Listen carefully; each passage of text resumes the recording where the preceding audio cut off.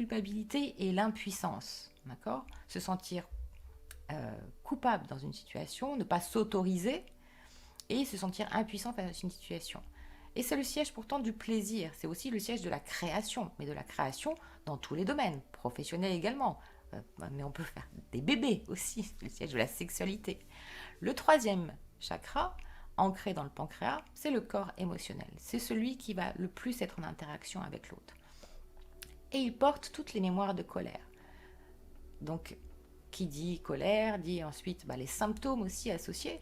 Et quand on va vivre en couple, et bien finalement quand l'autre va nous faire sortir de nos gonds, nous mettre en colère, ou s'il a un tempérament colérique, et bien c'est son siège de l'enfant intérieur en fait, qui n'a pas reçu ce qu'il aurait dû recevoir pour son équilibre.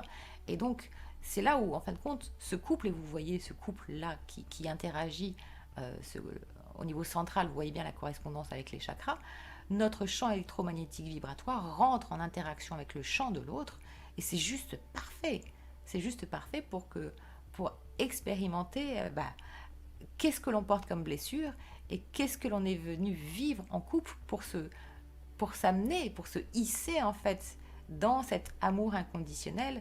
Et lorsque vous transformez tout vos chakras, je vais m'arrêter là pour ce tableau parce que c'est vraiment un tableau initiatique, on ne va pas aller plus loin.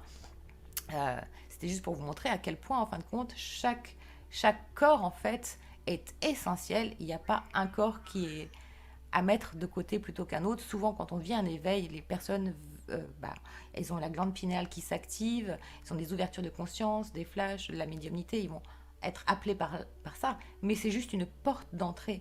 Le travail est d'aligner tous nos corps.